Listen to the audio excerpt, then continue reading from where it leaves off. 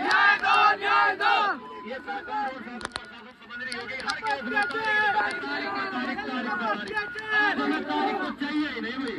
हमें इंसाफ चाहिए, इंसाफ, हमें इंसाफ चाहिए, हमें इंसाफ चाहिए। कहाँ है इंसाफ? देखिए मेरे भाइयों, आज मुझे इतनी भरी बरसात में एक तक आपने मिसाल जो ये मिसाल पैदा करी है बहुत अच्छा लगा। जिस तरीके से आज मजबूती तरीके से इस बरसात में भी तुम टिके हुए हो मेरे भाइयों, अगर ऐसे ही टिके रहोगे हमेशा तुम ध्यान रखना हमारे समाज में अत्याचार की तो बात गई दूर, कोई उंगली उठाकर भी नहीं देख सकता, कोई उंगली उठाकर भी नहीं देख सकता। और मेरे भाइयों, जो लोग और ये शासन प्रशासन और सरकार हमें कमजोर समझती है ना, मैं उन्हें बता देना चाहता हूँ, हम उस कौम से आते हैं कि खाल उतारने भी जानते हैं और उसका चमड़ा बनाना भी जानते हैं।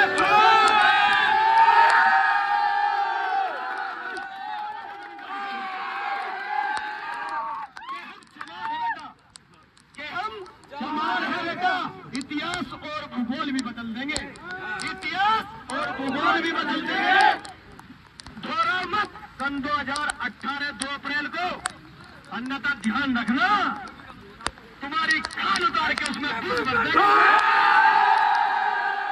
बटालियन की तरफ से जो जिस बटालियन में अंकित राव थे उस बटालियन से जो उनको मुआवजा मिलना था वो भी नहीं मिला है, लेकिन अभी उन्होंने कहा है कि 8 दिन के अंदर अंदर एडीजी महोदय ने आश्वासन दिया है कि मुझे सारी चीज़ें ऑन द स्पॉट चाहिए और सारा मुआवजा जो है ना 8 दिन के अंदर आ जाना चाहिए। और जो मटर का शेड्यूल में जो नौकरी मिलनी है तो उस परिवार को 8 दिन के अंदर अंदर वो नौकरी मिलेगी। तो हमें ऐसा लगता है कि शायद 8 दिन के अंदर न्याय होगा, अगर न्याय नहीं होता तो फिर हम लेटर में बड़ा आंदोलन करने को तैयार हैं। जो मांगे रखी वह मांगे 8 दिन का समय दिया है और 8 दिन में यदि मांगे नहीं मानी गई, मांगे पूरी नहीं हुई तो एक बड़ा आंदोलन की चेतावनी दी गई है मंजीत जी की तरफ से। और जो अभी ये बच्ची वाला मामला उनके में भी आप आए थे। जी देखिए, हमने जितने भी हमारे जिले के यहाँ जिम्मेदार अधिकारी हैं उनसे वार्ता हुई थी और हमने कहा था कि जो प्रेजेंट में यहाँ के जो सीएमओ हैं, मेरठ सीएमओ, उन्होंने बड़ी धांधली की है इस मामले में। और एक बच्ची को जिस प्रकार से मारा गया चाकू से गोप कर, तो सीएमओ ने डायरेक्ट ये लिख दिया उसमें कि इसको तो कुत्ते ने नोचा है। अब ये इतनी बड़ी लापरवाही और सत्ता के दबाव में ये ठीक नहीं है। तो ऐसे अधिकारियों की कुर्सी पर आवश्यकता नहीं है, क्योंकि हम लोग जो है ना, अगर हम लोग प्यार से बात कर रहे हैं अधिकार से, तो इसका मतलब यह नहीं है कि हम कमजोर हैं किसी तरह। सरकार वरकार को हम नहीं मानते हैं, हम मानते हैं संविधान को।